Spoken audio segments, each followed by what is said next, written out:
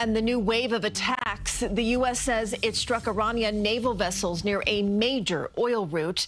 And this comes as we learn more now about the human toll of the war.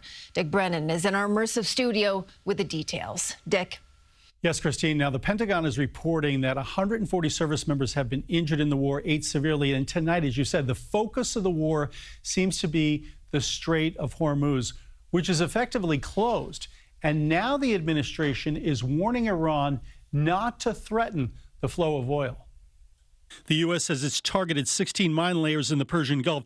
This is Iran is said to be moving towards placing mines in the Strait of Hormuz, hoping to choke off some 20% of the world's oil supply that goes through there, despite clear warnings from the Trump administration. If Iran does anything to stop the flow of oil within the Strait of Hormuz, they will be hit by the United States of America 20 times harder. The White House says tonight that the president will decide when to end the war, but some Republicans want leadership change first. No way you can say you won this war with an Ayatollah in charge. The war is now in its second week, and a CBS News poll shows a majority of Americans are opposed. Americans are sick and tired of forever wars, and there's no timeline here, no seeming end game. And after attending a military briefing, Connecticut Senator Richard Blumenthal says he's worried about putting U.S. boots on the ground.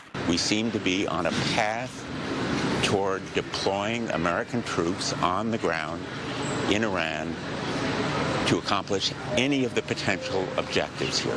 The White House says the president would not rule out ground troops. There was a lot of talk today about boots on the ground. Does that sound realistic to you?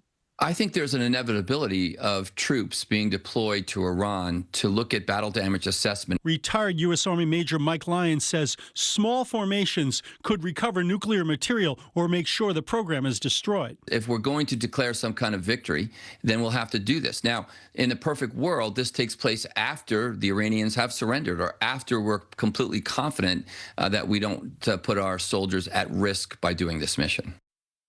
Now, tonight, Israel's Prime Minister Benjamin Netanyahu is once again urging Iranians to rise up against the regime. But the country's chief of police went on television to warn Iranians that any protesters would be treated as the enemy. And as he says, forces' fingers are on the trigger. Christine. All right, Dick, thank you for that update.